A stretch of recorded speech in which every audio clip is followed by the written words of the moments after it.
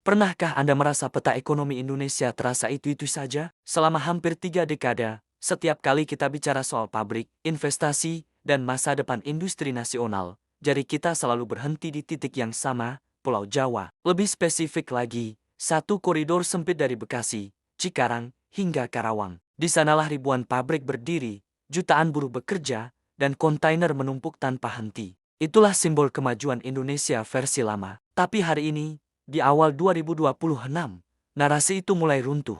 Desember 2025 lalu, sebuah dokumen perencanaan strategis Dewan Nasional Kawasan Ekonomi Khusus bocor ke ruang publik. Isinya sederhana tapi dampaknya luar biasa.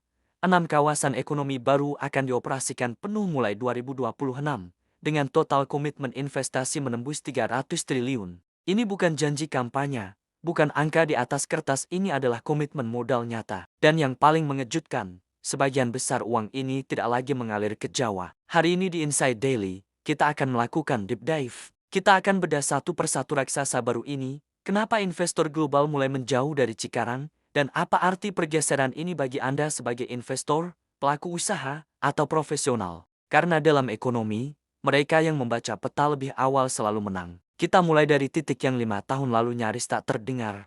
Mangkupadi, Kalimantan Utara. Selama ini kita terbiasa membayangkan kawasan industri sebagai tempat penuh asap dan polusi. Mangkupadi justru kebalikannya. Pemerintah dan investor sedang membangun kawasan industri hijau terbesar di dunia. Ini bukan slogan, tapi respons langsung terhadap perubahan aturan global. Kenapa di Kalimantan Utara? Jawabannya satu, Sungai Kayan. Di era lama, keunggulan industri ditentukan oleh upah murah.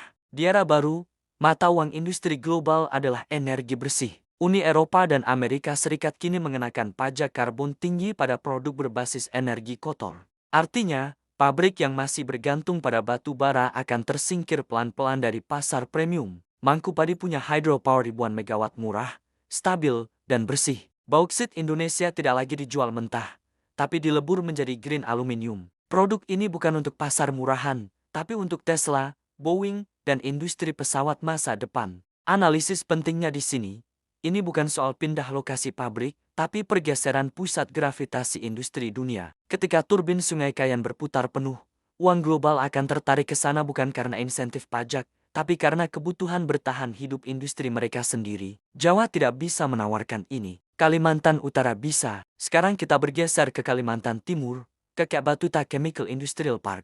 Selama ini, Indonesia menderita penyakit ekonomi yang mahal, ketergantungan impor LPG. Setiap tahun, APBN berdarah untuk subsidi gas rumah tangga. Ini bom waktu fiskal. Batuta hadir sebagai solusi struktural. Batu bara kalori rendah yang selama ini dianggap limbah diubah lewat gasifikasi menjadi dimethyl ether DME, pengganti LPG. Ini bukan proyek spekulatif. Pasarnya sudah ada, kebutuhannya nyata, dan off-takernya jelas. Disinilah daya tariknya bagi investor. Risiko pasar rendah. Ini bukan pabrik sepatu yang harus bertarung dengan Vietnam atau Bangladesh. Ini industri strategis dengan jaminan permintaan domestik. Analisisnya sederhana tapi keras.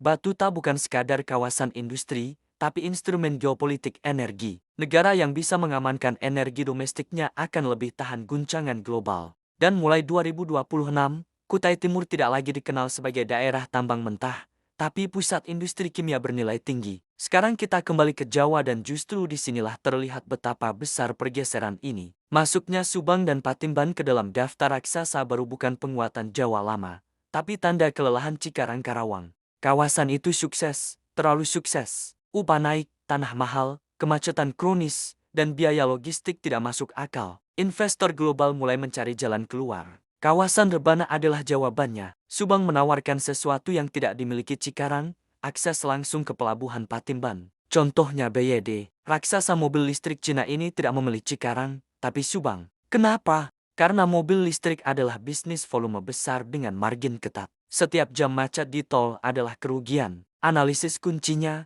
ini bukan relokasi kecil, ini eksodus sistemik. Vendor, pemasok komponen, logistik, A&D properti industri akan mengikuti pabrik utama. Cikarang menjadi old man. Subang adalah new man. Polanya persis seperti pergeseran industri Jepang ke Korea, lalu ke Vietnam. Peta baru ini tidak hanya soal industri berat. Pemerintah akhirnya menyadari bahwa masa depan ekonomi bukan cuma volume, tapi spesialisasi. Di Ket Sidoarjo, fokusnya industri halal. Pasar halal global nilainya melampaui industri otomotif. Selama ini Indonesia hanya jadi pasar, bukan produsen utama. Dengan ekosistem halal terintegrasi air, logistik, sertifikasi Sidoarjo disiapkan menjadi hub ekspor FMCG ke Timur Tengah dan Afrika. Sementara itu di Batam, pariwisata kesehatan menjawab kebocoran devisa yang memalukan. Triliunan rupiah lari ke Penang dan Singapura tiap tahun.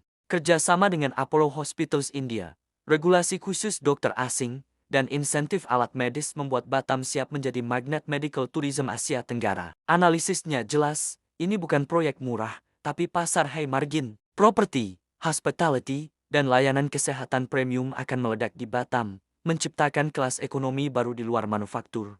Kesimpulannya sederhana tapi menentukan. 2026 adalah titik belok peta ekonomi Indonesia. 300 triliun tidak lagi terkunci di satu meja bernama Jakarta atau Cikarang. Ia tersebar ke Kalimantan Utara, Kalimantan Timur, Subang, Sidoarjo, dan Batam. Pertanyaannya bukan lagi apakah ini akan terjadi. Dengan anchor investor global dan status proyek strategis nasional, mesin ini hampir pasti berjalan. Pertanyaan sesungguhnya adalah, Anda berdiri di mana saat roda ini berputar? Sejarah selalu berulang. Cikarang di era 90 melahirkan banyak orang kaya baru. Pola yang sama sedang terbentuk, hanya saja lokasinya berbeda. Mereka yang bergerak lebih awal akan menuai hasil terbesar. Pilihan ada di tangan Anda, bertahan di Jawa Lama, atau ikut berselancar di gelombang raksasa ekonomi baru Indonesia. Terima kasih sudah menyimak Inside Daily. Tetap kritis, tetap optimis. Sampai jumpa di analisis berikutnya.